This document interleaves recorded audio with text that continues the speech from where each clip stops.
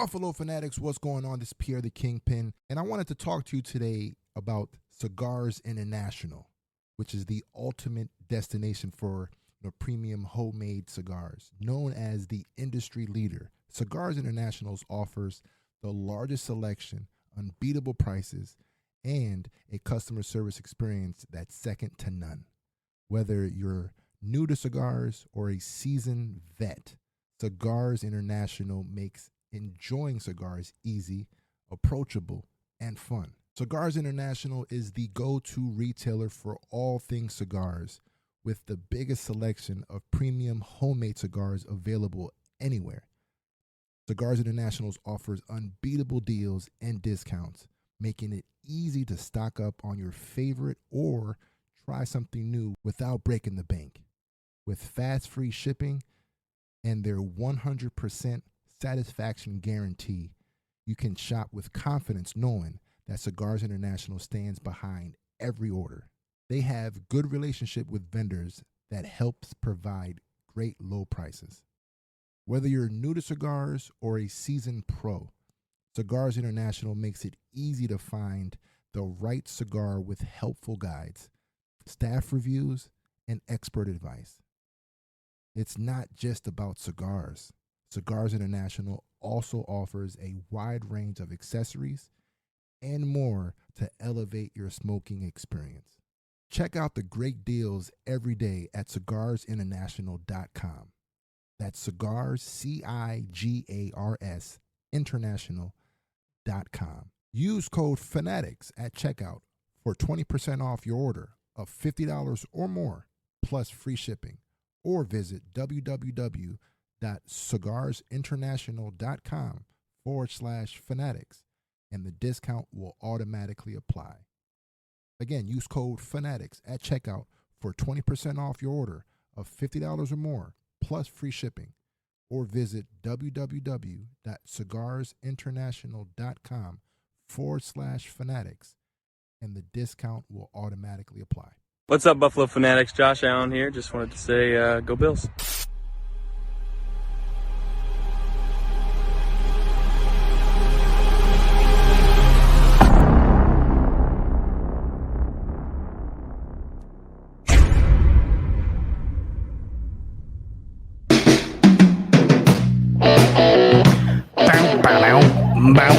What is up, Buffalo Fanatics?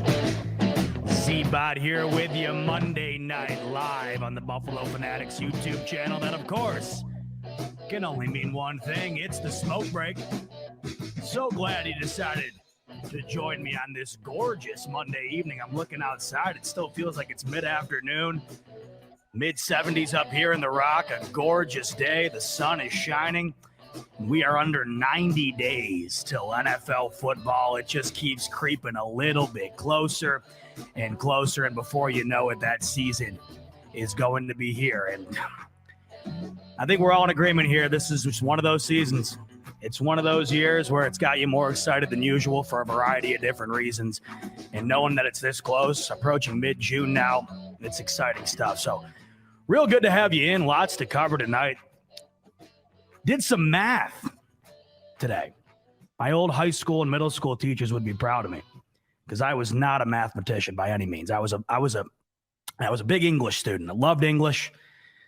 I liked history. You know, I guess it's funny. Everybody you meet who's really into like science and math, they're not particularly great at English and history.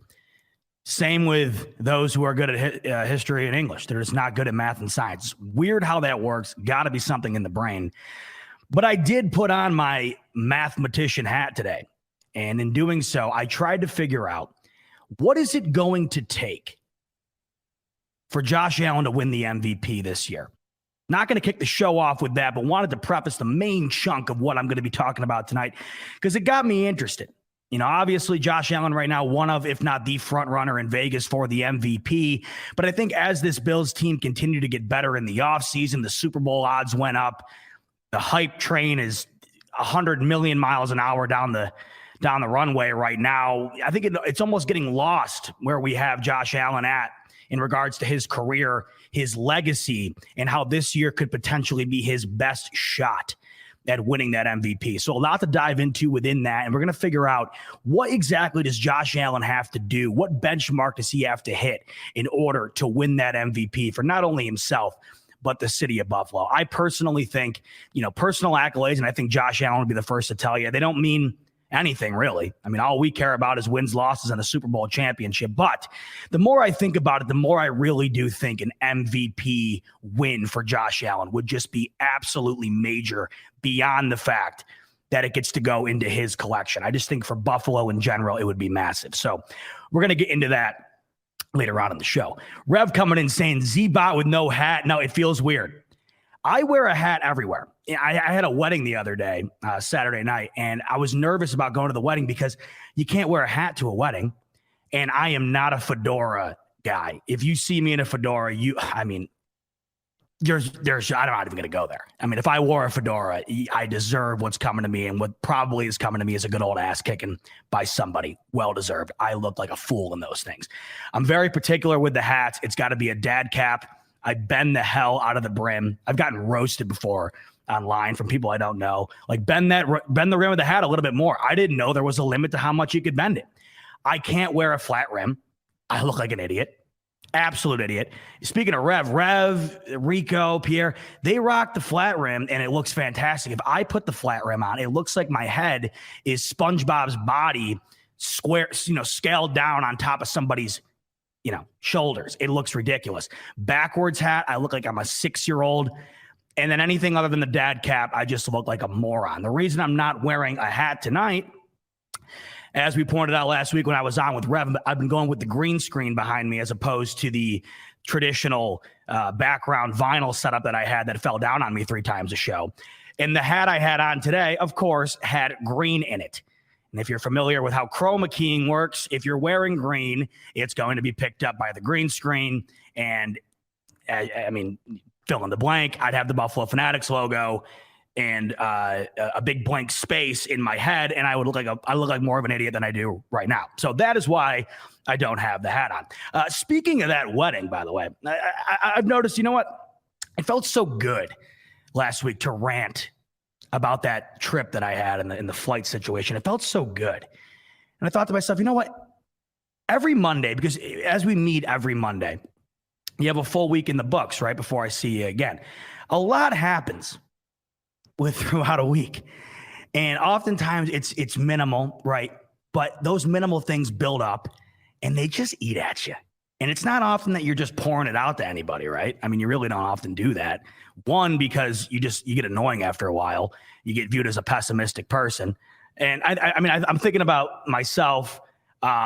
I don't like to consider myself pessimistic, but I oftentimes am able to identify the pessimism in any situation.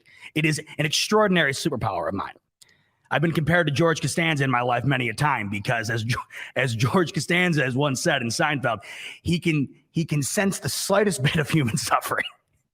And then Jerry replies, "Are you sensing anything right now?" I can sense the slightest bit of human suffering. That's why I'm so entwined within the Bills fan base. It's almost like I'm a magnet to being able to identify the suffering, and then within that, kind of entrench myself in it. There's no better fan base throughout the last 20 years. Thank God Josh Allen has come to town. But I mean, we are no stranger to human suffering as Bills fans up until the last couple of seasons. So me and my girlfriend, we've been together for 6 years now, going on 7. And as you well know, that means wedding bells are in the distance. Everybody and their mother asks you, so when's the wedding? You're next. When's it coming up? And if you're in that situation, it's like the worst thing that anybody could possibly ask you, because we both know we're looking into it, right? I'm looking into it. She's looking into it. We're talking about it. But our relationship concerns 2 people, me and her. Outside of that, don't care what you have to say. Sorry, just really don't care. It's my relationship, especially when it comes to the wedding. What good is what you just want something to talk about, right? I mean, that's what it all comes down to. You want to look forward to the wedding or whatever. It's just incredibly freaking annoying. But as I get older here, more weddings come along. As you get older, your friends start to get married, obviously. And a good friend of mine from college just got married over the weekend. As you get older here, especially when you're in a relationship like I am, where wedding is down the line here, you go to the weddings and you almost don't go there to enjoy them, but you go there to kind of study, right? You're studying the wedding because you're picking up on what you would do and what you wouldn't do at your own wedding. It's kind of like you're going in for a trial run. You're in the back. You get to observe, right? You don't have to be entrenched within the the main theatrics of those who are in the wedding party or actually getting married. Obviously, you kind of get to sit back, relax, and take it all in, see what works and what doesn't. Now, it was a gorgeous wedding. So happy for my friend. It was beautiful. It was an outdoor wedding, the first one I've ever been to. I think that's great. I personally, I'm not an old school guy. I'm not in love with the idea of getting married in a church. I just think it's kind of boring. I don't know. I just think that it's supposed to be a fun day. It's supposed to be a fun day. I don't know how much fun you're going to have in a church pew. I'm having more fun outside the golf course. It was the first time in my life I've been to a wedding where it was actually encouraged to drink during the ceremony. Love that. But it was that element of the night that I learned. This was the lesson I learned from the wedding. And the problem here is it's no fault of the people planning and hosting the wedding, because how could you know? The place is gorgeous. You got all these people there. It's great. It's a beautiful night, right? You got all the loved ones there. Everything's set up. It looks perfect, right? And there's certain things that just aren't in your control. There's nothing you can do about the way people operate, act, work, whatever. There's only so much you can do. In my opinion, the weddings they come down to a couple of very crucial factors. One in which, of course, is the bar situation. The bar situation, I mean, maybe I'm being over dramatic here, but it's like 95% of the importance when it comes to a wedding. Everybody's there for a good time, right? And the bar typically helps fuel the good time. Now, I don't really know anybody who does a cash bar anymore. It's pretty much open bar or bust at this point. I could give a crap what the liquor is. Well, top shelf, doesn't matter to me. I am not a needy guy. Doesn't matter. Couple of drinks with my friends, and we're off to the races. I don't care what it is. So they had it all set up. It was perfect. Open bar. And at first, I thought the bartenders were great. Thought they were super nice. They were pouring them up nice. They actually had specialty drinks on the menu based on the bride and groom. So I was drinking old fashions, which I haven't had one of those in forever. Those were great. But the night goes on, and I just don't understand people sometimes. This is somebody else's wedding. You're working at it. God knows how much is being spent to host the wedding here, to pay for you to work at this wedding. The two bartenders at this wedding were the two most miserable human beings I've ever encountered in my entire life. And that to me is just ludicrous, because there's nothing that my friend and her fiance could have done to address that situation. How the hell were they going to know those two were going to show up with sand in their underpants? They had no clue.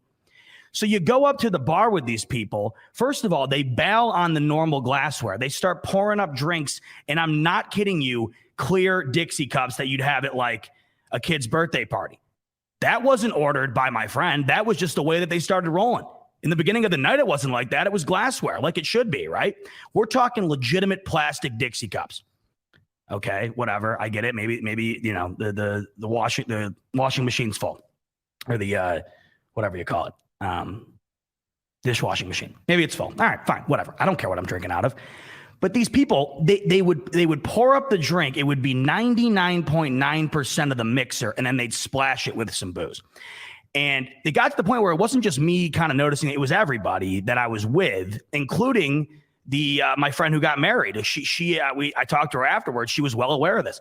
Apparently, They had just I don't know what it was. It was almost like somebody had told them prior to the night, like, I don't care what anybody says, you do not get rid of our alcohol. It was almost like they had to conserve it for their own well-being. And if you went up and asked for something on the rocks or like a double or something, they would flat out tell you no. And my friend, actually, she went up and asked for, she's like, what do you recommend for with tequila? And the guy just goes, I don't know. I mean, my girlfriend, Caroline, she runs a bartending service as a side gig. She does these, like, she'll go to different weddings and run it. And I couldn't imagine just like somebody hired you to do that. And it was just incredible how disrespectful these people were. And not only that, but they were not delivering on top of it. So I talked to my friend afterwards, and she even tried to like barter with them and say like, hey, I'll pay whatever is necessary to like fix the issue here, to allow to use more alcohol or whatever else. And they were like, no, we're worried about overconsumption. Overconsumption. It was impossible to overconsume. So my lesson that I learned from this weekend, I am going to host an interview process for the bartenders at my wedding. They are going to make me drinks. Each one of them. I'm going to have an open tryout. I'm going to host auditions. You're going to make me a drink.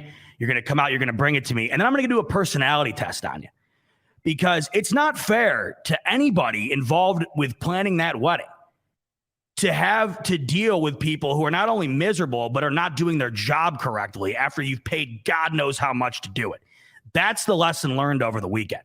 And I felt awful, I shouldn't though, because my friend had a terrific night. She said it couldn't have went better for her. And that's all that matters, truly. But I think it's ridiculous that she had to go and try to barter with the people she already hired for the job because they weren't doing it correctly. I just think that's absurd in this day and age with how much things cost, especially a wedding. That should be the last thing that should be of concern. So that was the big lesson learned this weekend. Interview process for the bartender, personality test, maybe make them do a Wonderlic test just to see what kind of IQ they're bringing to the table, how to deal with people. Because there's no way that my friend knew that was going to be the outcome when she, took on the gig, or she took on the place and the people she hired. There's no way.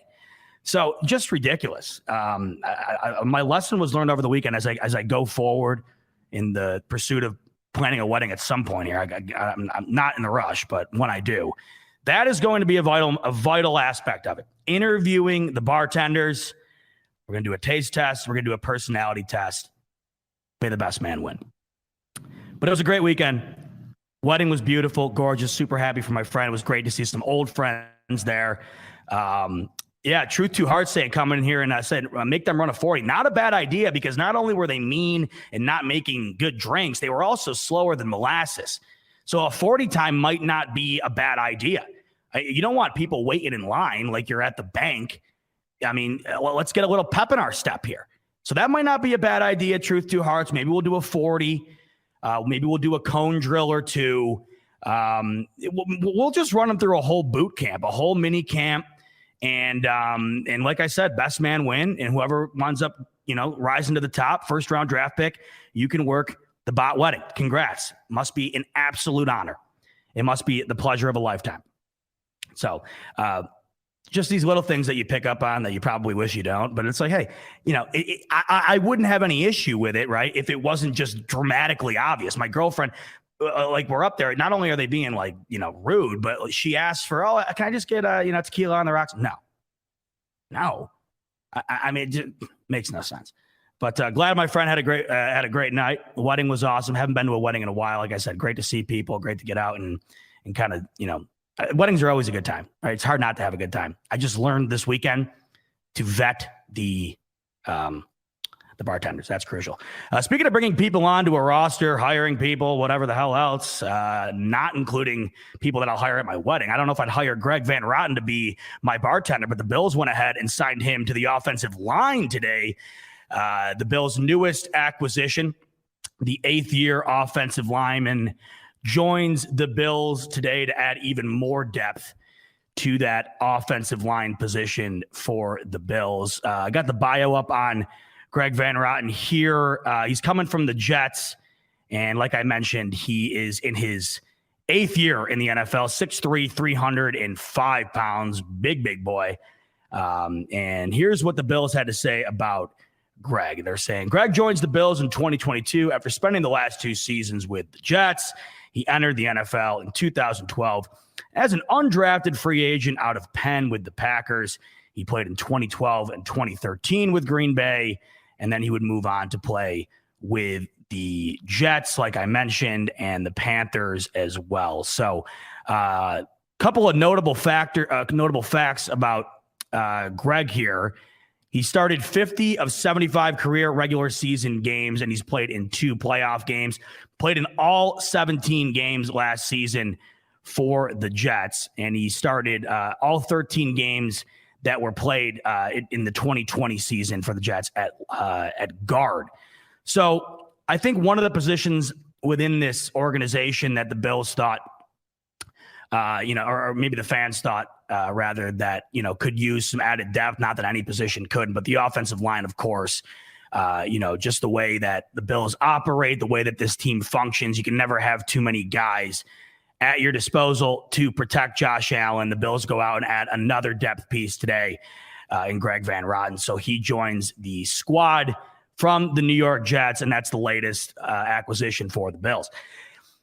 Bigger news today, and that is in regard to Jordan Poyer. It felt like as soon as Stephon Diggs re-signed his contract, because I don't know if I was ever worried. It just felt like Stephon Diggs wants to be in Buffalo. Why wouldn't he? He wanted out of Minnesota for a reason. He wanted to be on a winning team with a better quarterback. That's exactly what he got in Buffalo. That's exactly what he helped build in Buffalo. So I wasn't necessarily concerned about getting that deal done, but it did take some time. And I know there were several people who were anxious and, ultimately worried that it wouldn't wind up getting done with Stephon Diggs. But of course it did, and that's in the rear view. But then as soon as that contract got signed, it seemed like the worry then shifted to Jordan Poyer. I remember the day that Diggs signed his contract, it was almost an immediate shift to Jordan Poyer. And we haven't really gotten much of an update ever since that moment until today. So we knew that Jordan Poyer, obviously, he will become an unrestricted free agent in 2023, meaning this coming season is his last on his current contract with the Bills. And we knew going into the offseason here, and as we get further into the summer, as we move towards training camp, that Jordan Poyer was obviously demanding a new contract. And usually when players do that, they hold out of training camp. How many times have we seen that? It's almost religious at this point. If a player is in a contract position demanding a new contract, they oftentimes make it very difficult on the organization, put them in a corner, and in doing that, they wind up holding out of training camp. But today, Jordan Poyer, which is just, this is big news, truly. I don't know. I don't know if everybody's kind of taking it as big news because it might not be the main storyline amongst the NFL news cycle today. But for the Bills, this is incredibly big news. And Adam Schefter tweeted out today around 10:30 that Jordan Poyer will attend the Bills minicamp this week, even though he's still seeking that contract extension. So Schefter would go on to say the Bills have been in communication with Poyer's agent, Drew Rosenhaus, and Kyle Lincoln about this situation. So listen, that tells me that Brandon Beane, I think if Schefter made a point to say that they've been in contact with the agent consistently, obviously there's something in play currently with Brandon Beane to try and keep Jordan Poyer around as long as he possibly can. You look at this defense, you look at how much it's upgraded this offseason alone. We've talked about this a million times. It ultimately comes down to how great this Bills secondary is, and it is that great due to the fact that Jordan Poyer and Micah Hyde are in the backfield. Now, those two are getting up there in age. Poyer's at 31 right now. I don't know how much longer you expect to sign him for, and we have to get used to the fact that the Bills in their current state, being as good as they are, it's not going to be a carousel of bringing every single guy back every year. It's just going to be impossible, especially when Josh Allen's contract kicks in. If Gabe Davis winds up exploding again this season, he's going to have to get paid in a couple of seasons. They're going to have to figure out what to do with Tremaine Edmonds. The list goes on and on. It is incredibly difficult to keep the players that are your core guys together. That's, of course, why this year is so crucial for the Bills to get it done, because if you look at the roster, good luck having a better team on paper than the Bills currently have right now. I mean, it's almost unarguable at this point. If you ask anybody in the know, the Bills have one of, if not the best roster in the league. Many would argue it is the overall best roster in the league. That is incredibly difficult to sustain. I mean, you look at New England throughout their reign of terror, just year after year. It's remarkable when you look back on it because, Brady was always the staple, so it never really felt that much different. But those teams were awfully different from the various Super Bowls. It's incredible. If you go back and watch, even if you check out Brady's documentary there, The Man in the Arena, it's crazy to look at how different each individual team was. And that's what made that, what New England did so impressive. They were able to get the job done that many times with different personnel almost every time. That's what, makes it even that much more impressive. To keep the band together is next to impossible. I mean, we just saw the domino fall in Kansas City. It would be impossible a year or two ago to think of Patrick Mahomes without Tyreek Hill and Travis Kelce. That just seemed like the big three in the NFL. I mean, you think of, if you were to think of three players like in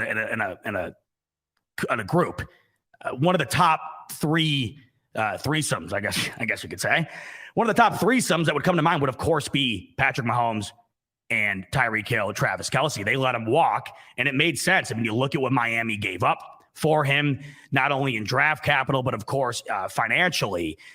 It just made too much sense. You have to be able to work around the cap situation, the roster situation. And of course, when you have a quarterback like Josh Allen, like Patrick Mahomes, who are commanding top of the market money, it makes it even more difficult to be able to do that. Now, in Jordan Poyer's situation, I look at this defense and I just wonder exactly how good it would really be if Poyer and Hyde weren't the tandem in the backfield. I mean, when I think of this Bills D, those are truly the two guys I think of. They're the quarterbacks of this defense. They are the cornerstones, the veterans. And you just, you don't even want to think about what the defense would be without those two. In Jordan Poyer's particular situation, I think Brandon Beane recognizes that.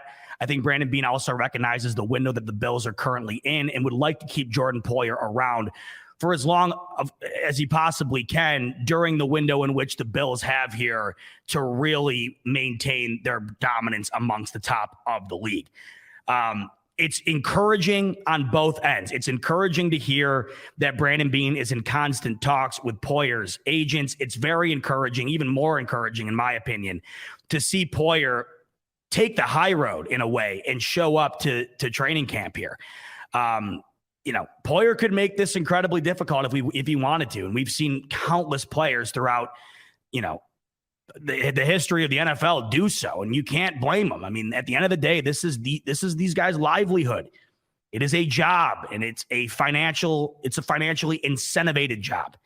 And Jordan Poyer has been one of the best in the business at his position, and he's been an integral part in the success of this Bills team over the last several seasons. So it's understandable that Jordan Poyer is in a situation where he is demanding a new contract, but to see him, commit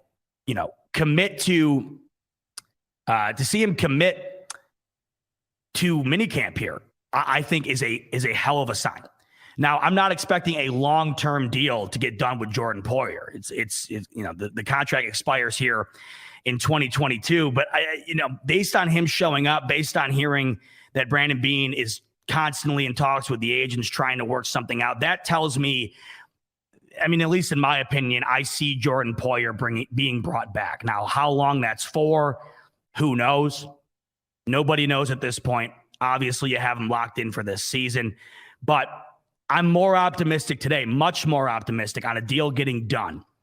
And I look at Poyer's current situation, his age, and just the cap situation the Bills are going to find themselves in down the road here. I could see Brandon Beane trying to lock Poyer in for maybe a 2-year deal and try and keep him around for, like I said, that window in which the Bills are currently in, where it's Super Bowl or bust. And I think if you look at that window this year, I don't think it's going to get better than this particular year. But if you were to ask me what is the window size, I would say in 2 years post this year, would be when you would think that window would start to shrink just based on the Bills' inability to pay everybody in sight. Unless the Bills continuously rotate in young guys who are immediately dominant, who immediately take over in a starting role and are able to substitute out veteran players who cost much more, which is obviously doable, but it's very difficult to do and it's very difficult to sustain. I just see that within, I think 3 years here is a very, it's to me, when I think about the window, that to me is about right in my mind. The window was open last year about as wide as it could possibly be, just based on the situation the Bills found themselves in the playoffs, and the road to the Super Bowl just seemed like it would never be easier. But now, based on the roster itself and in what's in place currently in Buffalo this season, really, I think we all, it's so tough to describe it sometimes, but there's just an intangible feeling right now amongst the Bills fan base, and I can just feel it within the Bills organization. This just feels like the year where it has to happen. It just feels like that. They're all in. The chips are all in on the table. You don't go out and get Von Miller the way you do. You don't go get O.J. Howard, Jamison Crowder, these veteran guys in roles that clearly immediately impact where the Bills not only needed help, but also where they thrive. We've known since the offseason started here that Brandon Beane took a different approach than he has basically his entire career. And that's, we're done being conservative. We've built the house through the draft like promised, and it has worked out. We're living in an absolute pad right now. And now it's time to it's time to put the tweaks in. It's time to add to the foundation we've already built in order to capitalize on what has been built. That's what Brandon Beane has done. But that capitalization has to be done within a certain time frame if you want to truly soak every ounce out of what you have done. So I look at Jordan Poyer's situation, and I think that has to be on the mind of Brandon Beane. We've gotten this far. We have added so much to this team. It would be a real blow to lose a guy like Jordan Poyer after doing all of that. So I could see a 1 year or 2 year deal being tacked on to 2022 here. I really could. Today was very, very, what's the word? It's got me optimistic. That's what there's no better way to put it, really. I mean, there's a million other ways that this could have gone. You could have heard that they're not interested in pursuing it. You could have heard that Poyer was going to hold out. Variety of options. And it just didn't seem like it ever really got to that point, because minicamp is this week, and it's not like Poyer wasted any time. Right out of the chutes, he addresses the fact that he will be on the roster. So I think that's incredibly, it's incredibly inspiring to us, to me as a fan. I just constantly look at what other fan bases have to deal with, and it's part of the business. I get it, but I just think that we have continuously we've just gotten so lucky. I mean, time after time, this team who just felt like there was no luck in sight. I mean, obviously, I think it all comes down to the fact that a lot of times you have to make your own luck.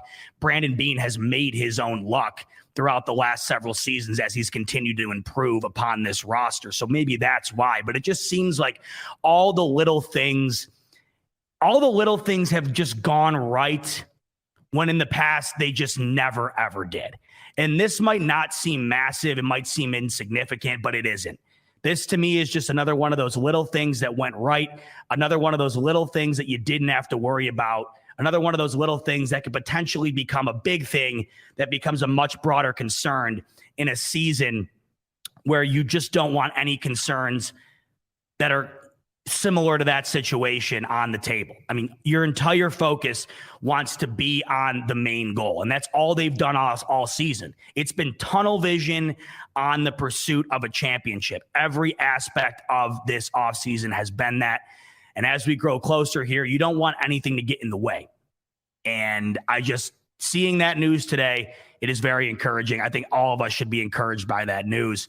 And I think another thing you take from it too is even if you consider the possibility, which there of course is a possibility, that Jordan Poyer moves on, I just think it's added motivation for this season. I mean, once again, it all comes down to my personal thought process of this being the year where it's bull or bust. I don't know how else you could possibly describe it. It's just never, ever felt quite like it feels right now.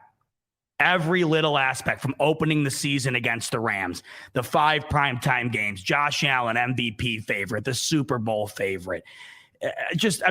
What more else do you really need to add to that sentence there? I mean, there's just a million things that have lined up to show not only Bills fans, but the entirety of the NFL fan base that the Bills are the team to beat this year. And within that organization, the mindset is, listen, I mean, we've gotten this close the last 2 seasons, in particular last year. I mean, last season they were an eyelash away, right? And they didn't sit on their hands. All they did was get better in the offseason. And that, of course, that has been the main indicator to show us fans that, look, they know what they got. They're no dummies, and they have doubled down on what has already been built in pursuit of what everybody in this chat wants, what everybody in that building wants. Frankly, anybody with a damn soul. I mean, unless you just suck. Sorry. I mean, unless you just suck, because I want nothing to do with you if you're like this. Like, it's like me, like last year. Like, who didn't want the Bengals to win that Super Bowl, right? I mean, as Bills fans, is there any Bills fan who didn't want the Bengals to win that? I mean, maybe. There's a handful of them, I'm sure. And I saw reasons like, oh, you don't want Joe Burrow to win one before Allen or whatever. Okay, fine. I get it. But me personally, I like to root for the team and the fan base that I feel just deserves it. And I don't think there's anybody with a clear conscience who doesn't think the Bills fan base doesn't deserve a damn Super Bowl. I mean, you talk to anybody who's a fan of another team, and at least in my personal experience, unless they're just a diehard Bills hater, which I don't really meet many of those. I don't know about you guys. I don't often run into that.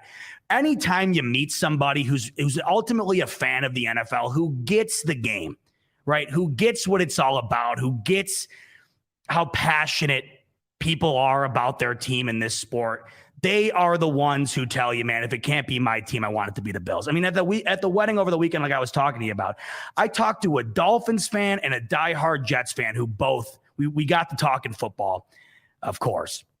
And they both told me that. It's like when our seasons were inevitably done, I mean, rooting for the Bills. My best buddy, Nels, he's a Giants fan, right? He was out in North Dakota for school. He said that he had neighbors knocking on his door asking if he was all right because of how loud he was screaming for the Bills during that Chiefs game. He's not even a Bills fan.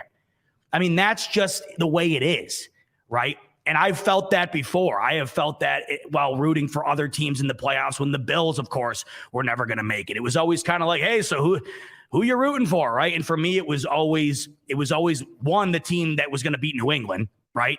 So, whether it was Atlanta or, whether it was Philly, like when Philly beat New England with Nick Foles. I mean, that I was as excited as any Philly fan, truly. I mean, I would just remember being in a room with, everybody in that room was not a fan of New England nor the Eagles. Everybody was a fan of a different team.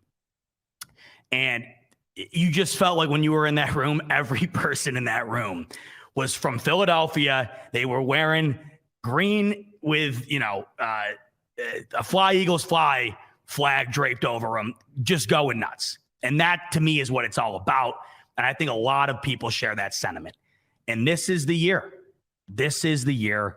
And I've just never felt it more in my life outside of the fact that it's obvious that it's the year, but just based on everybody you talk to. I mean, everybody you talk to now has a comment about where the Bills are at and what the expectation is this season. And I'll tell you, it's funny. You don't have anybody or at least I don't. I don't have anybody coming up to me and telling me it's BS. And that's the other thing. I don't have anybody coming up to me and telling me that Josh Allen shouldn't be the MVP frontrunner. I don't have anybody coming up and telling me that the Bills shouldn't be one of the favorites for the Super Bowl. It is common knowledge at this point. It's just a matter of the conversation piece being, do you think they can get it done and why? So that's where we're at. And that is my thoughts on the Jordan Poyer situation. Like I said, I think I see a small extension coming out of this. And I think that's the best solution for both parties. It really feels like Jordan Poyer has become Just one of those main faces of Buffalo alongside with Micah Hyde. And I got to think as he gets into the tail end of his career here, why would you want to go bounce around the league, try and win another championship somewhere when, one, you've already built something special in Buffalo, and two, the odds of you winning one somewhere else aren't going to be any higher than they are in Buffalo. I just think it's a mutual win for both parties, and I hope that winds up being the case. Jason N coming in here saying, Z-Bot, serious question. Would you ever get a Buffalo tattoo? I absolutely would, Jason. Jason, I am waiting for wow. So hold on a minute. Maybe I spoke too soon because Kobe's coming in here saying, Z-Bot, if I paid you 10 grand, would you get a Buffalo tattoo? Okay, so I'm going to rewind this. Let's pretend we went back in time, Kobe. I wouldn't get a tattoo of the Bills. But now that Kobe's got 10 grand on the table, I absolutely would. So Kobe, Venmo, I'll put it in the description. I'm expecting 5 digits in the bank account by the time we close up shop tonight. No, but in all seriousness, I have been waiting. So I'm waiting. Since a little kid, and I'm not a tattoo guy. It's kind of like earlier when I was talking about the hat. Like I see people with sleeve tattoos. And I'm like, dude, that just looks killer. Like that's awesome. It looks sweet. Like great, especially when it's done awesome, super cool artwork. I would look like the biggest prick in town if I had a sleeve. It would not suit me well at all. And I have one tattoo. It's a Dave Matthews tattoo, and it's hidden. It's on the top of my leg. You couldn't see it unless you had me completely naked, and I can count on one finger the amount of people who see that. So I'm not a huge tattoo guy. But to answer the question, I absolutely would get a Buffalo Bills tattoo. And the only way I would do it, and the only time I'm going to do it, is when the Bills win a Super Bowl. I will probably schedule that tattoo appointment the day after. And I look forward to it because I had this whole, I always play these scenarios out in my mind. And I have this whole scenario where I'm going to have a buddy of mine come and film the whole thing for you guys at the Fanatics. And we're going to make a day out of it. I mean, we're going to go and film the whole process. Because my pain threshold is not very high, I'll tell you that. So you're going to get me, wheezing, crying, huffing and puffing, sweating my ass off, I'm sure. It feels like it would be top tier, next level content. And that is what I'm all about. You guys know that. I mean, content. I mean, that's one of my favorite words. Content. Let me know what would be better than watching me get a Bills Super Bowl tattoo as I go through what would inevitably be a very painful experience. Because like I said, it's something that is not really up my alley. And I can only imagine, just how that would turn out. But I think about it a lot. I think about it often. So I think about what I would do. I oftentimes, when I do think about the Bills Super Bowl tattoo, I wish my dad would get it with me. I doubt he would, but that would make it twice as cool. I think that would be awesome. Jason wants me to invite Rico to get the tat. You're going to have to ask Rico. I mean, I did have him lose his blue cheese virginity. So, I mean, it's only right, I guess, that we go get the tat together. I mean, if you imagine, all right, now you got me going, Jason. Now imagine this day, right? Rico flies in back to Buffalo, right? All right, he gets in the morning. Boom, we're right over to Barbell right when it opens for lunch. Bang out some Barbell. We'll do a 10-piece Cajun honey butter barbecue with the blue cheese. Knock those down.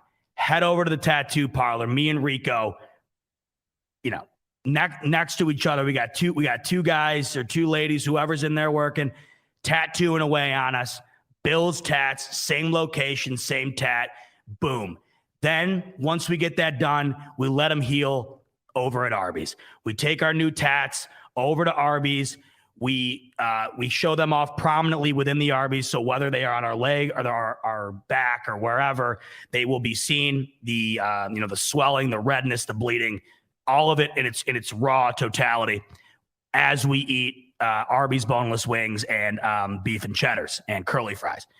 You let me know if it could get any better than that. You're going to have to get Rico to sign up on it. I don't know if he will, but I'll tell you right now, I'm all in.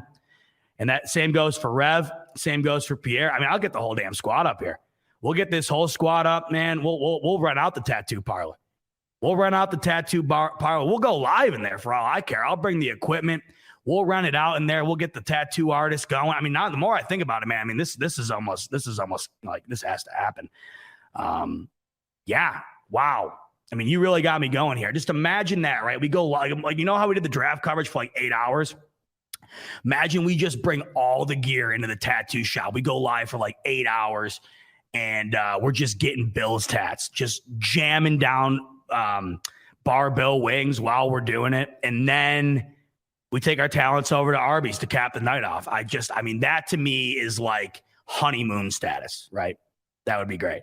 Jason wants me to do it live. I'll do it live. I'll be like Bill O'Reilly. Screw it. We'll do it live. I'm down for that. I am absolutely down to do it live. Because you never know what you're going to get when you're getting the tattoo, man. You don't know. Like, you just don't know what the pain's going to be like, how it's going to turn out. I mean, there's a variety of factors. But we're getting a little ahead of ourselves here. Can we win the damn Super Bowl first, and then I'll address the tattoo situation? But I promise you, I will definitely get the Bills Super Bowl tattoo when the Bills win the Super Bowl. So the thought process, I've always tried, I kind of try to, like, in my mind, play out what I want when that happens. And I hope to God my girlfriend doesn't see this. She's at work. She's probably not going to go back and watch it. I think she might leave me if I do it. If I get the Bills tat, that could be a deal breaker. But promises are made, and I'm not one to back out. That would be I got to deliver on it. I think I would do like so I don't know if I would do the standing buffalo or the modern buffalo. I think I'd probably go modern, just because I think that reflects the current state of, I mean, that reflects my lifetime at least. I wasn't around for the standing buffalo. And then I think I would get, Super Bowl champions around, and then maybe I'd get the trophy on it, like in the background behind the buffalo. I don't know. We have plenty of time to figure it out. Well, actually, hopefully we don't have a lot of time to figure out. I'll get this all locked in place by the time mid-February comes around. Oh my God, look who it is. It's the King, Jeff King, making his presence known. Let's get this party started right. Let's get this party started quickly. Good to see you, bot. Jeff, always good to see you. Spoke on the phone the other day with Jeff King for 45 minutes. I got to tell you, I haven't had that good of a laugh in a long time. Jeff is the man. You already know that, but of course I have to double down on it every time I see Jeff's gorgeous avatar pop up in the chat here. But yeah, Jeff and I spoke on the phone the other day, just kind of recapping. Jeff wanted to reach out and let me know, because Jeff, I wanted to bring this up. Jeff shared something. Oh, and by the way, I don't know who this David Pilata guy is, but I'll see you later, bro. I mean, this guy's got nothing good to say. So, David, peace, brother. Don't let the door hit you on the way out. David Pilata definitely eats his wings with ranch. See you on the other side, David. Anyhow, Jeff King rings me the other day. And this is something I thought was cool, because I felt the same way as Rev and I were live last week. And Jeff kind of reached out and shared this with me. He wanted to tell me, he goes, I'm not a real sappy guy. I'm not a real mushy, emotional guy. But he said, it really hit me last week when you and Rev were kind of talking about those 3 different stories that all happened within the same week about the Bills and their culture. And it just really hit home for Jeff. He told me, being a Bills fan, seeing where we're at and seeing all the individual guys on this team within this organization that are really, just becoming role models, becoming the example within the league. And I thought that was awesome to hear from Jeff, because that's exactly how I feel. I mean, I don't find myself to be an overly emotional guy either, but I do get emotional, and I do get sort of, I guess, mushy would be the word, when it comes to stuff like that, because that stuff matters to me, especially as a fan. I think the players ultimately represent yourself when you are a fan of an organization. I think that that's just the way it goes. You are kind of, it's weird in a way, but you yourself are kind of represented by the organization that you root for, I think. You know how it is. I mean, you think about Cowboys fans. Oftentimes, if you know a Cowboys fan, it might be a little tough. If you're first meeting somebody and he's a Cowboys fan, Pats fan, whatever, it might take a little extra when you first meet this guy in order to say, all right, he's all right. It might take a little extra. You know what I'm saying? I think that stuff matters. And of course, when you just see stuff like Rev and I discussed last week, it's always great. And so Jeff reached out to share that with me, and I love that. Jeff, thank you again, my brother, for the super chat. And always nice to have you in here, my friend. Always is. Oh, Jason, your wife's a Cowboys fan. That's all right. That's all right. I mean, then that means you got the upper hand in the house now. You can never be mad at that. You got to take the victories where you can, Jason. You know, you got to take the small ones where you can. All right. So as I told you, I put my math hat on today. I mean, I really did. I busted out the calculator, the pen and pencil, or the electronic pen and pencil, if you will. I was out here making spreadsheets. Look at this. I went all the way in. So I'm thinking to myself earlier, well, I got to give credit where credit's due, actually. Listen, it's the off season, man. I mean, we've been grinding over here at the Buffalo Fanatics, and I got to tell you, I don't want to pat anybody. I don't want to pat myself or anybody else on the back. We don't like to do that here, but we've been grinding, man. And I would say, you know, during the off season, it is very difficult to oftentimes come up with stuff. I think everybody within the network here has been absolutely crushing it. But today, I texted the boys. I go, man, I'm kind of hitting a content block here. I need some ideas. Rico, always to the rescue. He comes out. He says, let's talk. Why don't you talk about, you know, Josh Allen and the MVP and kind of what's going to go into it, right? And I thought that was a really good idea he came up with, because I think oftentimes when you think about the MVP, one, I think it can often get characterized into not only a popularity contest, but it can be very politicized. I think a lot of times you are kind of told and indoctrinated into who you think should be the MVP. But of course, we as Bills fans, we have thought Josh Allen was MVP caliber probably the minute he leaped over the linebacker in Minnesota, right? I mean, not that we thought he was going to be an MVP, you know, that year or the year after, but I think we all knew before anybody else, listen, the kid, the potential is there, or at least it's there on a level times 100 than we've really ever seen ever play in Buffalo, or really in the league, right? I mean, for God's sakes, have you really ever seen anything like it? When he did that, it was like, stop what you're doing. Where were you when Josh Allen leaped over that dude in Minnesota, right? I'll never forget where I was. I was in college, and I remember I always remember that game because that was one of the biggest upsets in NFL history. The Bills were like 15-point underdogs that game.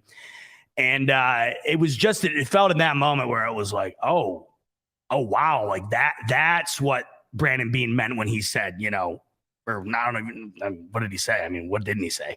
That's what Brandon Beane meant when he took the guy in the draft, right? That's what he was looking forward to us seeing. My point here is, I think us Bills fans, we always knew the potential was there. Then, of course, as Josh Allen has rise to prominence and stardom, the rest of, you know, the league and fan bases have caught up to that notion. So I think now it is to the point where Josh Allen has, of course, crept into that political group of MVP candidates where going into the season, you are kind of told that Josh Allen should win the MVP this season, right? I mean, that is the betting favorite currently, and I don't think anybody out there wouldn't have Josh Allen in their top three when it comes to considering who wins the MVP this season. But I don't think I've ever really stepped back and thought, okay, well, Josh Allen's had two incredible seasons back-to-back, 2020 in particular, just based on the stats and essentially the rise compared to anything he had done prior. I mean, it just nobody saw it coming, especially the way it did. And he was very close to winning it in 2020. He comes in second to Rodgers, but I think that if Rodgers doesn't go out and have probably the greatest year of his career in the regular season that year, Josh Allen wins the MVP in 2020. So when Rico brought that up, I thought to myself, well, you know, I don't know if I've ever really stepped back, especially recently here when the odds of Josh Allen being the MVP have become incredibly high. I don't think I've ever really looked into what I think it would actually take, what actually needs to be done in order for him to do so. And as I mentioned at the top of the show here, Josh Allen would be the first to tell you the individual accolades don't matter. I think anybody else within that organization would be too. Of course, that's the way they operate. And most guys do that too, or at least most guys who have a good head on their shoulders. And I think the majority of the fan base, nobody would choose the MVP over a Super Bowl or getting to a Super Bowl or whatever. Obviously, that doesn't even need to be said. But I'm just saying here, I think it gets discounted a bit. I think if Josh Allen were to win the MVP, I mean, I really do think that would be a major, major milestone for this organization. It truly would. I mean, it would solidify everything. I mean, I think the Super Bowl, of course, would be the ultimate the ultimate dagger as to proving the Josh Allen experiment was one of the best, right? But him winning the MVP would really, truly be a major feat for this organization. And let's face it, back to the political aspect of things, there's nothing more politicized than the Hall of Fame. And I don't want to get into that talk right now because it's far, far, far too early. But as you look down the line, as you look at the legacy of players, these things matter, unfortunately. I mean, sometimes I don't think they should, depending on the player. I mean, for instance, Eli Manning, if he doesn't win the second Super Bowl, is he a Hall of Famer? Even with the second Super Bowl, if Eli Manning isn't a Manning, is he a Hall of Famer, right? I mean, there's so many different aspects that go into it. There's so many different ways to get in and be left out. And I just think that when we look at the legacy of Josh Allen, which of course we want to live on far after he's done with the Bills, just like we've seen a very, very large amount compared to any other organization I've seen of the 90s Bills players and what they have been to this city ever since, what they've continued to be to this city ever since they wound up hanging up the cleats. I think everybody would love that to also be Josh Allen. And I think what we have seen thus far from him and how he fits the culture in Buffalo, it just seems like that would be the next phase. And I think if Josh Allen were to go through his career and ultimately, spend the majority, if not all of it in Buffalo and have it be as successful or nearly as successful as it has been so far, I just never see him phasing out of the Buffalo sphere like Jim Kelly, Thurman, Andre, like all of them have. I mean, they're always around. And Josh Allen just strikes me as that guy that would always be around. I don't think you'd ever lose the impact that Josh Allen would have on the organization, whether it would be on the field or far after he's done. And when I think of legacy, I think when a lot of people think of legacy, ultimately it comes down to two things at the quarterback position, and that's Super Bowl rings and MVPs. And if Josh Allen wants to really leave behind a legacy unlike any we've seen in Buffalo, an MVP, at least one, really, really, truly goes a long way. And the reason I think that this year is a pivotal year for Josh Allen's legacy is not only do I think it's the best year or the best opportunity or one of the best opportunities he will have his entire career to win an MVP, but I also think it's one of his best opportunities, to win a Super Bowl. I also think it's one of his best opportunities to win an MVP. I think those two go hand in hand. Oftentimes, when a team is good enough to win a Super Bowl, it means they are led by a quarterback who's good enough to win an MVP. How often you're going to get that opportunity, we know in this league, it's not often, it's not long, and those windows can close very shortly. So in looking at Josh Allen and the current situation going into this year, I think the window to win the MVP is just as open as it is with the Super Bowl. And I also think that window can close just as quickly as that Super Bowl window can too. Because when you look at the roster, everything goes into the ultimate quarterback award, the MVP. I mean, there hasn't been a winner. Adrian Peterson in 2012 was the last player to win the MVP that wasn't a quarterback. It's a quarterback award. We all know that. And I think everybody who looks at the overall, logistics that go into an MVP win, it goes far beyond the quarterback itself. It oftentimes goes into incredible wide receiver play, incredible line play, a presence of a good run game. And I think the defense also plays a part in it too. I mean, because the defense, if they wind up dominating, that can often lead to additional wins that you wouldn't have if your defense was subpar, but they still had the offense that they did. And who's judged more on wins and losses than a quarterback? Nobody. And that also, of course, is a major legacy piece, and that ultimately goes in to winning an MVP. So what I did is I went through and looked at the last 10 MVP winners that were quarterbacks. The only one I left off within the last decade was, like I said, Adrian Peterson, 2012.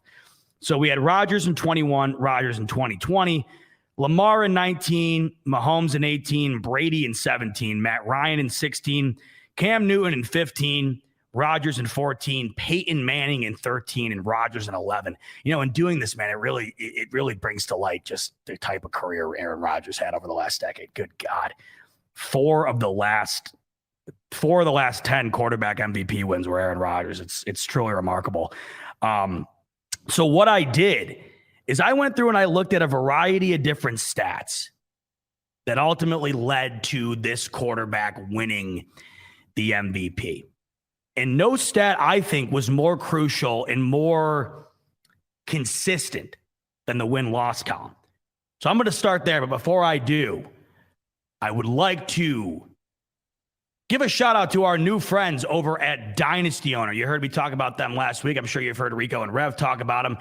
Dynasty Owner is a new partner of ours here at Buffalo Fanatics, and we're super stoked to be partnered up with them because they offer one of the most unique, fun, and exciting fantasy football experiences that's out there. It's unlike any fantasy football you've ever played, and we're stoked to have Dynasty Owner be a partner of Buffalo Fanatics. So here is a quick word from the folks over at Dynasty Owner. You've never experienced fantasy football quite like this. Unlike the other fantasy football platforms, Dynasty Owner uses real NFL salaries and salary cap, bench scoring, clutch scoring systems, and a variety of other options to make Dynasty Owner unlike any other fantasy football experience you've ever had. Do you have what it takes to be the best Dynasty Owner in the league? Download the Dynasty Owner app on the App Store or Google Play today to find out. I'll tell you, whoever did that voiceover work, sexiest voice I've ever heard, and definitely doesn't sound like he smokes cigarettes. Definitely doesn't sound like he has damaged lymph nodes. Great work by that guy. That's our friends over at Dynasty Owner. Go check them out on the App Store or the Google Play Store and get to it. You don't even have to wait till the football season. Dynasty Owner Fantasy runs year-round. You can do some really cool things on that app. So go check them out. Dynasty Owner over at the App Store or the Google Play Store. All right, so back to the MVP situation and kind of the experiment that I went through here to take a look at what I think Josh Allen needs to do this season in order to win the MVP. What benchmarks does he have to hit? The one thing that really stood out to me, and this goes back to what I was just talking about. Yes, the MVP is a quarterback award. And oftentimes, I wouldn't even say oftentimes, all the time, the win-loss column is judged upon the quarterback. I know there's plenty of people out there who say, wins and losses aren't a quarterback stat. I get it, but, the harsh reality is they are. I mean, they are. Whether you believe they are or not is fine. The way that it's perceived amongst literally everybody else, right? I mean, like 99% of people is that it is. The way that it's perceived by the MVP voters, it is. The Hall of Fame committee, it is. So whether you believe it is or isn't, that's fine. But the people that are in charge of giving out these awards and gold jackets and whatever else, I mean, there's really nothing else that matters more. And the one thing that I noticed amongst these last 10 MVP wins by quarterbacks, the worst record that a quarterback had in an MVP year was 11-5. That was the worst record, and that was Matt Ryan back in 2016. It's incredible the records that every single one of these teams had. If you look across the statistics here, 1, 2, 3, 4, 5, 6 out of the 10 had 13 wins or more. So we're talking utter dominance, and that's, of course, during the 16-game format. Rodgers 13-3 the last 2 seasons. Cam Newton went 15-1. Rodgers also went 14-1, not starting in the final game in 2011. 11-5 being the worst record is crazy because the Bills were 11-6 last year, and they felt leaps and bounds better than 11-6. It just goes to show you what really went into these MVPs. The most consistent stat out of everything in comparison to all 10 of these wins was the win-loss column. The only outlier was Matt Ryan, and it was 11-5. It wasn't like they were 9-7. So right off the bat, without really having to calculate anything or go through and crunch numbers, the Bills are going to have to hit 12, 13 wins minimum this year if Josh Allen wants to hit the MVP. Because there's going to be another team or two with an exceptional quarterback who's going to do that. And if it's going to come down to a tiebreaker, a coin flip, or trying to compare Josh Allen to somebody else, that will be a major factor in deciding who wins it. So what I did is I went through and I not only looked at the record, because I think that, of course, plays a major factor amongst the voters in the landscape of the NFL, but I went back and looked at the major stat categories amongst the quarterback position. So I looked at the passing completion percentage, the yards thrown in the season, the touchdowns thrown in the season, the interceptions thrown in the season, and then the quarterback rating for the entire year. 3 of the quarterbacks I took into account their rushing stats because that ultimately propelled them to the MVP. Maybe not so much Patrick Mahomes in 2018, but I don't think it hurt. But of course, Cam Newton and Lamar Jackson, they don't win the MVP in their respective seasons if they don't have the rushing yards that they do. Cam Newton in 2015, he had 636 rush yards, 10 touchdowns. And Lamar Jackson, as we know, in 2019, one of the all-time great performances on the ground that we'll ever see by a quarterback, 1,206 yards and 7 touchdowns. Lamar doesn't win that MVP, of course, if it's not for what he did on the ground. So I factored in for those 3. Mahomes went for 272 and 2 touchdowns in 18.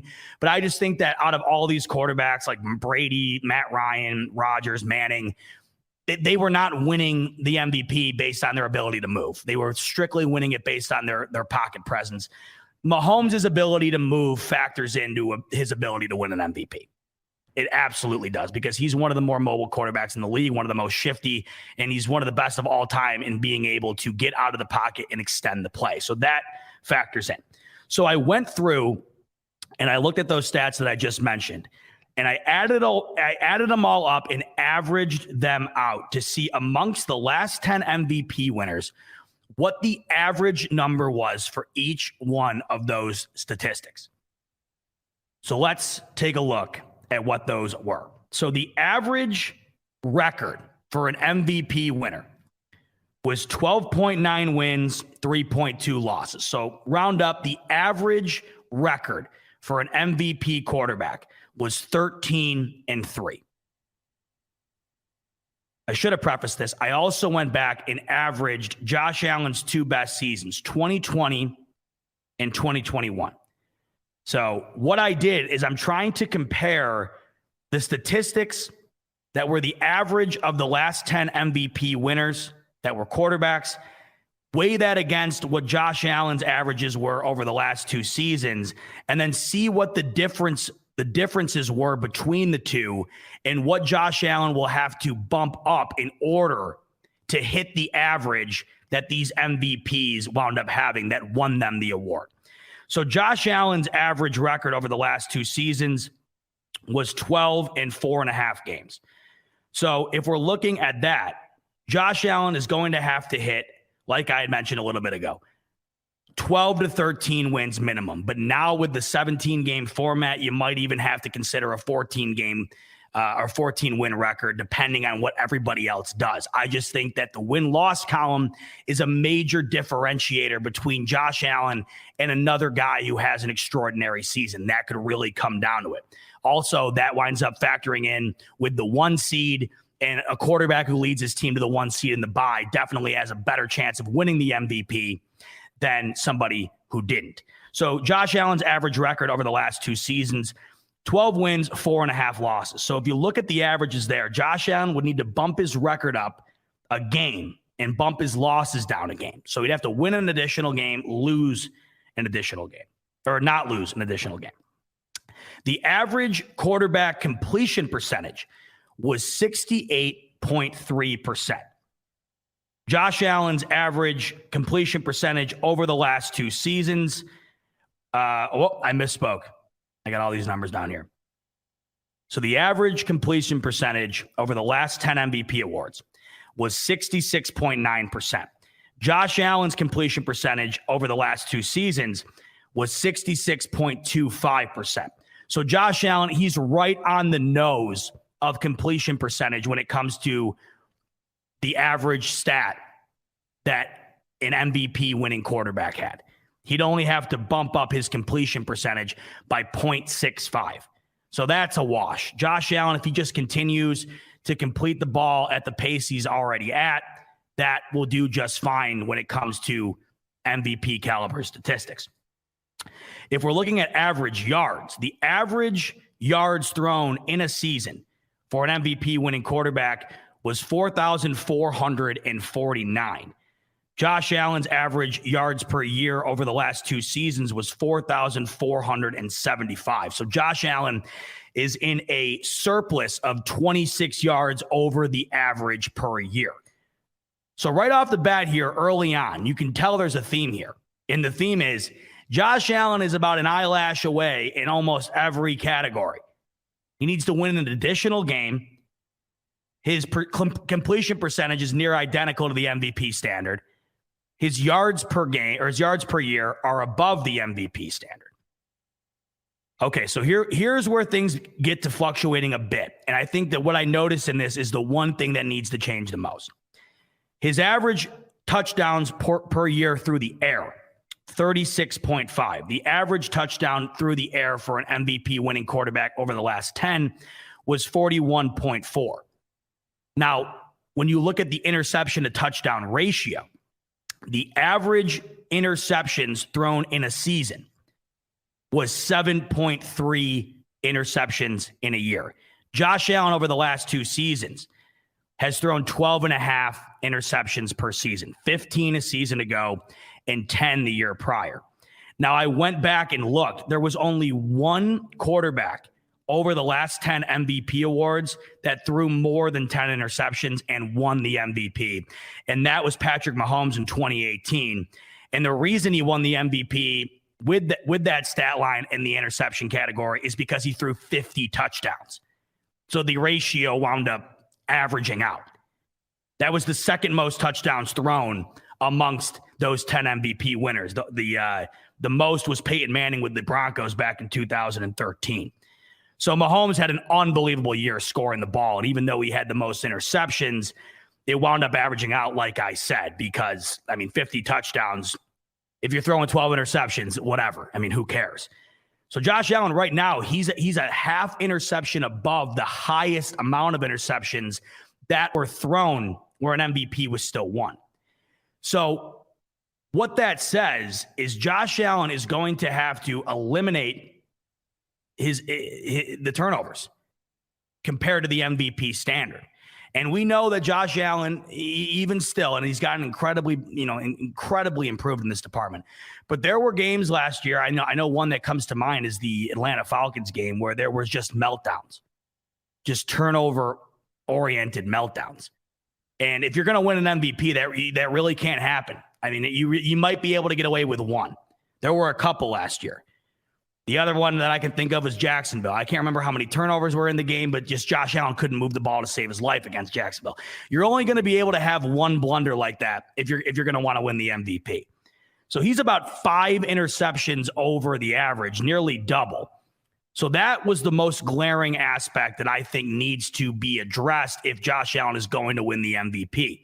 He's going to have to swap out about 5 interceptions for 5 additional touchdowns to hit both those averages. So amongst everything here, the one thing that I think really needs to be dialed back is the interceptions. But that's only when we're talking about the pursuit of an MVP. When I think about Josh Allen, I think that the interceptions, and at least the way he throws them, it just might be baked into the way he plays the game. Aaron Rodgers plays a style of football that's very MVP friendly because it's very statistically oriented. Nobody's better at throwing the ball away in the history of the game than Aaron Rodgers. If the play collapses, he's the type of guy who would throw the ball away a second after the ball is snapped. He does not throw interceptions. Aaron Rodgers in his 4 MVP seasons, 4 picks, 5 picks, 5 picks. The most he ever threw was 6 picks. But Aaron Rodgers plays a very different type of game. It's very calculated. It's very rhythmic, and it's very careful. Josh Allen isn't like that, but it's also what makes Josh Allen great, because one of those throws that is off the back foot running away that's insane that winds up going for a touchdown can also wind up going for an interception. That was always the argument, the talking point with Brett Favre, because Brett Favre would throw a ludicrous amount of interceptions, but he'd also throw touchdowns at a rate that no one had really ever seen before. And that's why he was an MVP quarterback back in his day. So I look at that and I wonder, yes, you're going to need to dial back the interceptions if you want to be MVP caliber, but you might not have to if you wind up overcompensating those turnovers based on the fact that your insane, incredibly impressive extend the play style of play winds up also resulting in a handful of extra touchdowns as well. Those might negate out.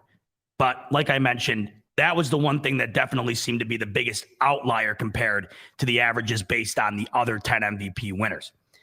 And then we got down to quarterback rating. So the average quarterback rating amongst those 10 MVPs was 112.96. Allen over the last 2 seasons, 99.7. So, a bit of improvement there too, as well, if you're going to want to hit the MVP average, but he's still floating around 100.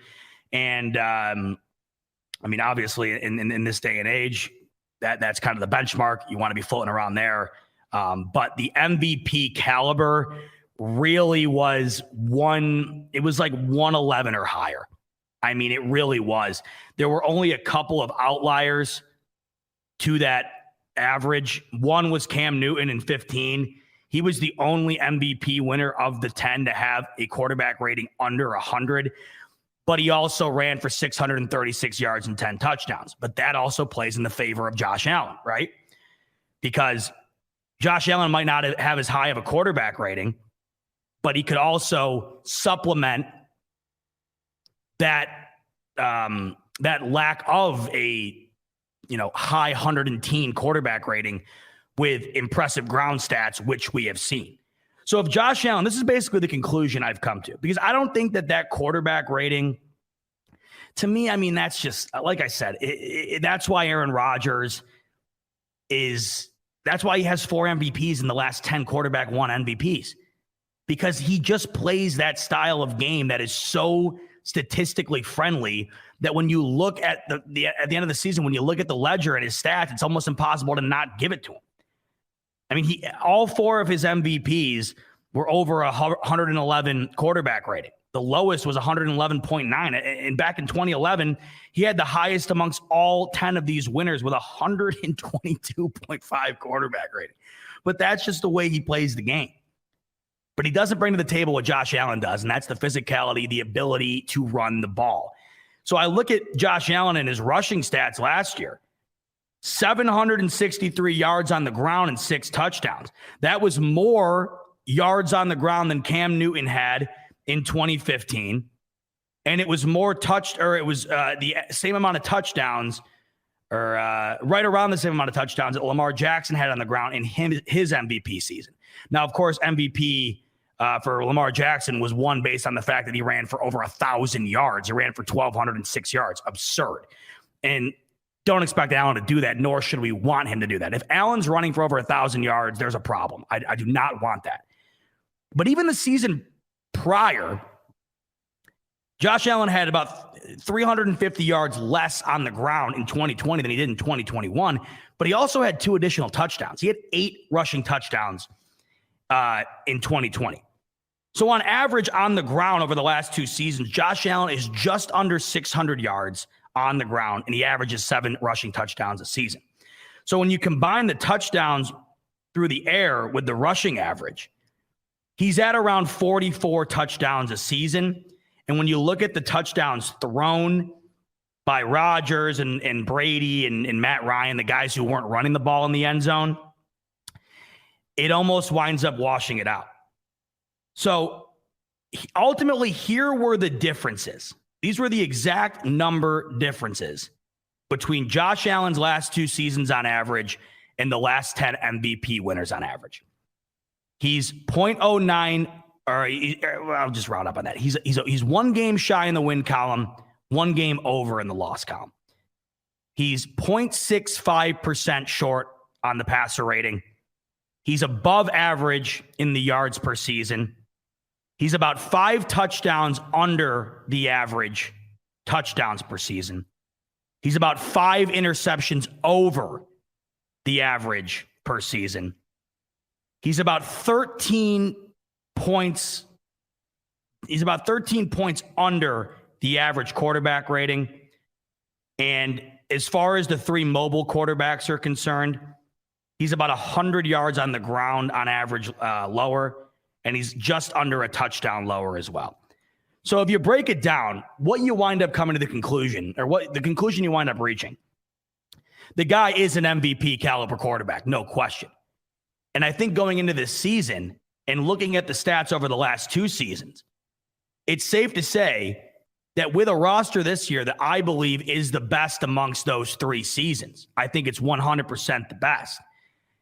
I think that if Josh Allen simply can stay on par with what he's done, but if he can also sprinkle in a few of the performances that we saw in the playoffs, I mean, if he sprinkles in a game that even remotely resembles the Chiefs or Patriots game, if you get, there's 17 games, if he can sprinkle in 3 of those games where it's just like, my good God, like you're just like, am I not watching the greatest to ever do it here? That type of performance, 17 games, 3, 6, 9, 12. So that's like, if you can get 1/6 of the season to be that, and then the rest to be on par with what he's done over the last 2 years, I think that hits the threshold for MVP. The bar that has been set for MVP, if this is the bar at my eyelash, Josh Allen's at my eyeball. I mean, it's this close. And I look at this year and the roster, what he's already accomplished and what the others who have won the award have accomplished. The fact that he is the betting favorite for MVP makes an incredible amount of sense. It makes an incredible amount of sense. And it's good. I think it's a good value bet to take Josh Allen. Because not only is he right there right now at that amongst almost every single one of those averages, but I think that this year he has the best roster within the last 3 seasons that he's had. So you factor that in, and it is without question. It is without question a major possibility for Josh Allen this year. And I don't think I really, up until now, I haven't really broke down, because ultimately this award, it just does come down to the numbers. It really does. I mean, there's nothing really else to it. Yes, the eye test plays a factor, but like I keep saying, that's why Aaron Rodgers has won 4 of the last 10 quarterback won MVPs. It's because of the numbers. You just can't look at those numbers at the end of the year and argue against giving the guy the award. It's too tough. The numbers are too good. But Allen's right there with an aspect of his game that the majority of these winners do not have, and that's the mobile game. That's the rushing game.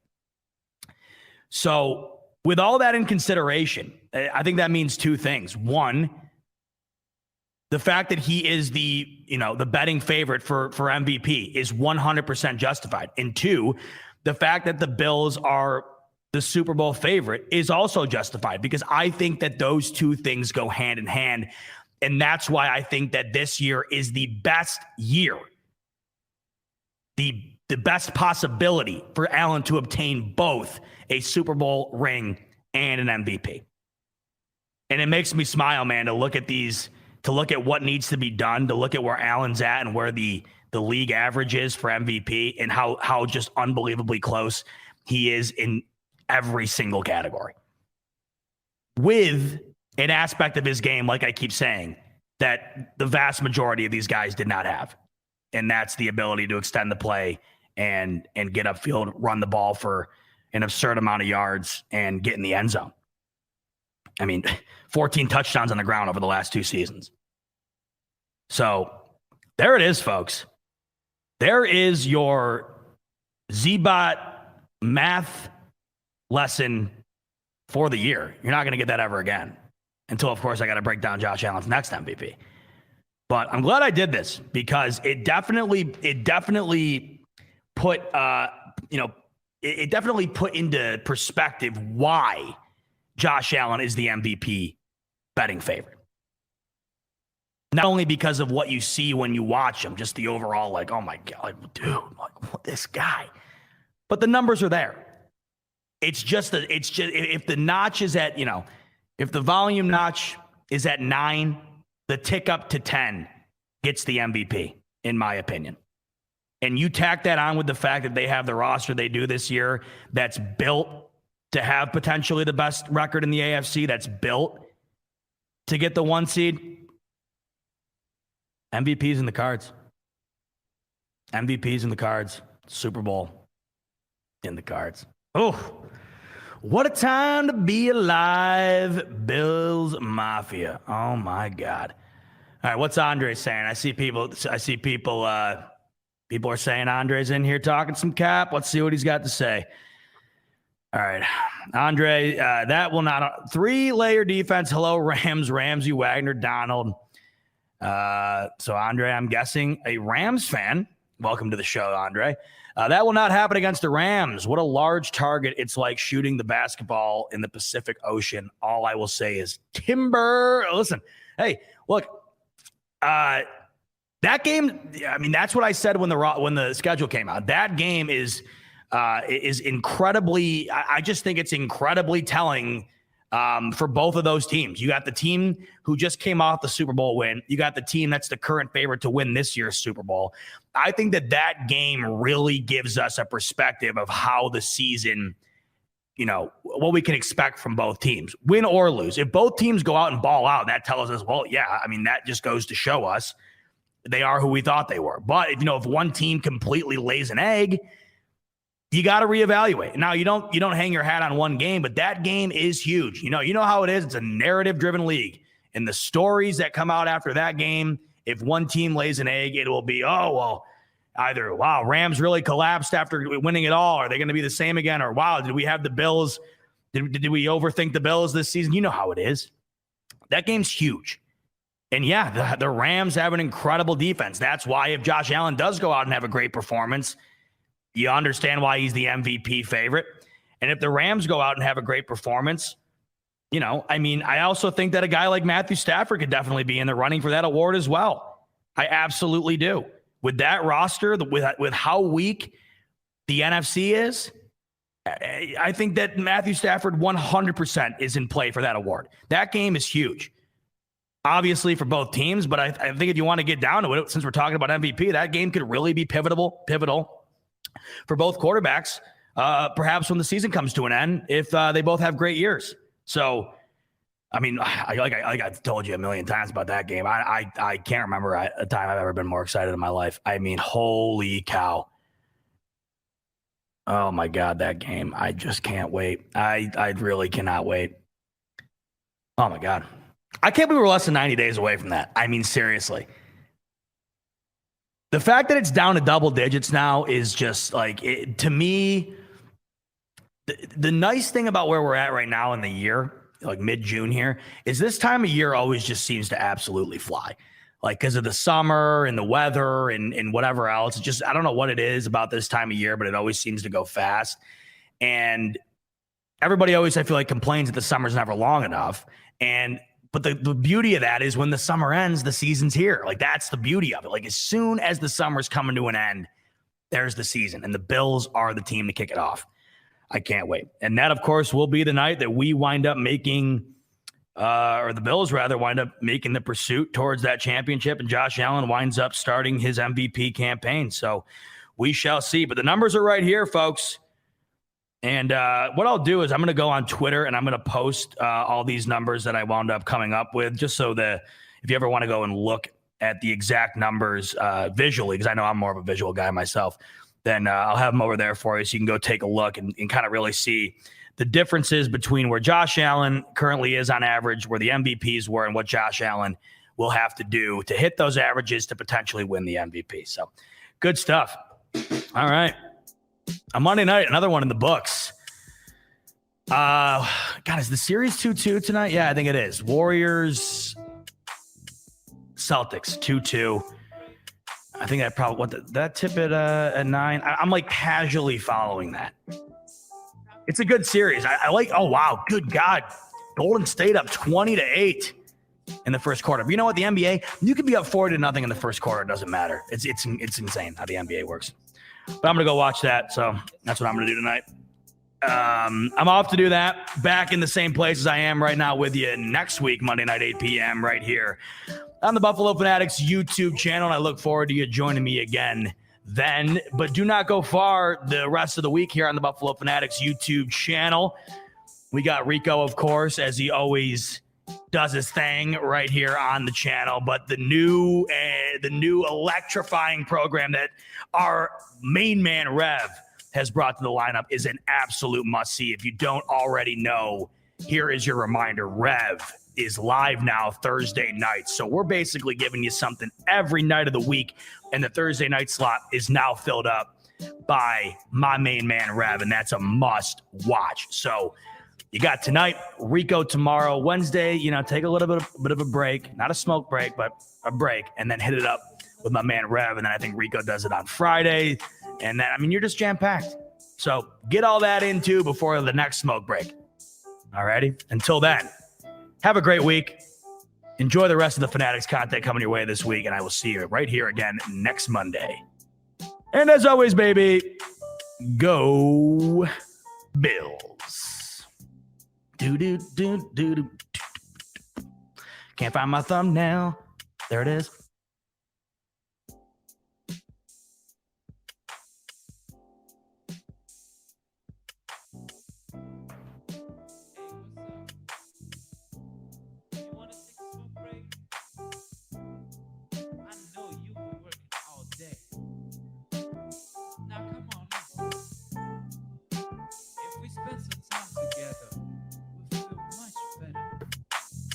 It's good for you. Come on. We'll think of another place. Come with me. Let's have a smoke break.